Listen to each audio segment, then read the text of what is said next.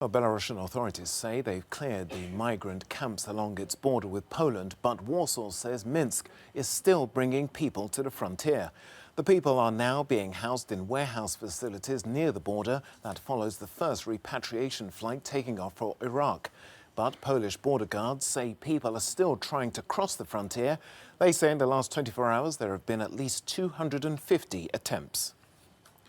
Our reporter Valerie Goriat is at the border and says Polish officials see a different side of the story to Belarus. The decision by Belarus to move the migrants from their makeshift camps at the border to a warehouse nearby was largely seen as an effort to de-escalate the standoff between Minsk and the European Union. The perception here on the Polish side of the border in the Kuźnica area is very different. For one thing, Polish authorities are still accusing Belarusian forces of inducing migrants to cross the border. Security forces in the area are saying that they've prevented attempts from hundreds of people to storm the fence this week.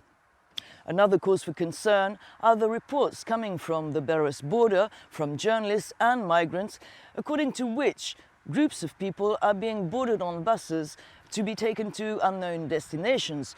The presumption and the speculation is that they are being taken to other parts of the border away from the epicenter of the crisis. Now, there are signs that could corroborate that. Polish activists who've been rescuing migrants for weeks in the Kuźnica area say they've hardly had any activity in the past few days. On the other hand, groups of activists did carry out a number of rescues at the south of the border where groups of migrants are getting through.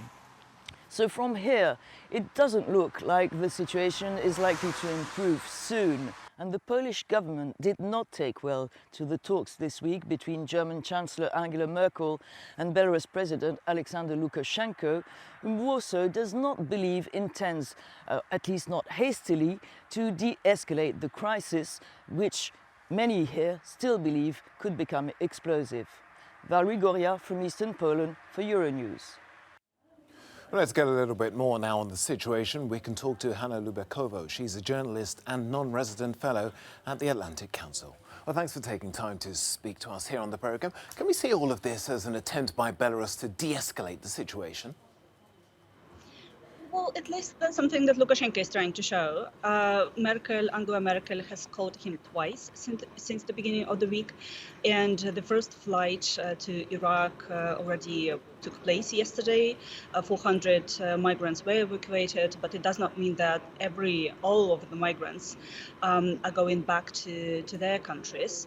Thousands of people are in Belarus, and it's good question, it's a big question of what is going to happen with them, because they sleep on the streets, they don't have where to go. On the border, people were taken to warehouse, to this large logistical center where packages are being normally held, and that's where they're being accommodated right now. However, most recently a COVID case was discovered there, was reported there, so it also means that they are in a dangerous situation there. So the crisis has not might also be happening COVID-wise on the border. And there are still people who are attempting to cross it. Yesterday, Poland said that despite helping migrants to get them to this warehouse and clearing the camp, again, hundreds of attempts to cross the border took place. So it only means that the crisis continues. Well, let's talk a bit more about that outbreak of COVID in that warehouse. Have we any idea how authorities plan to respond to this?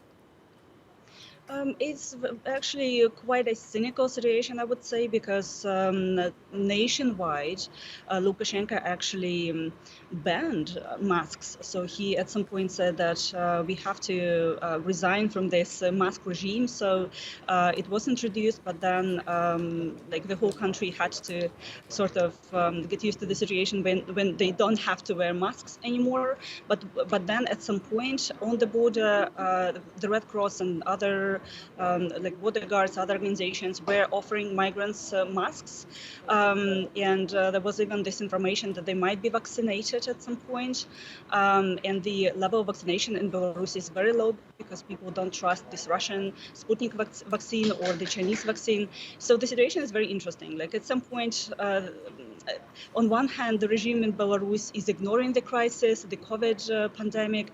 On the other hand, they're trying to show that they're helping migrants with this by bringing masks. So it all looks very cynical. It all does not seem as if the regime in Belarus is looking for a real solution. And how is all of this being reflected or reported in the media? Are people generally aware of what's going on, what's being said on both sides of the border?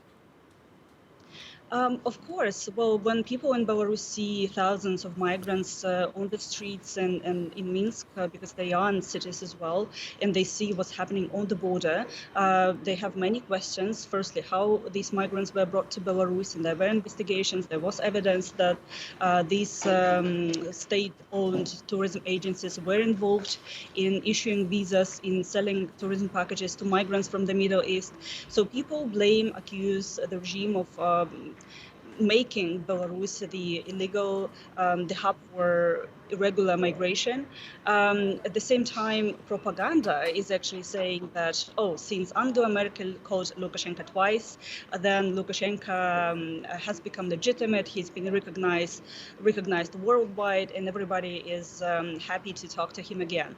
But it does not mean so. It means only that Germany and the EU want to resolve the crisis on the border, and Lukashenko is also scared of sanctions. When sanctions on Belavia, the state airline monopolist company in Belarus, were announced, actually Belavia said that they would not bring migrants on board from the Middle East, from several countries, including Syria and Iraq.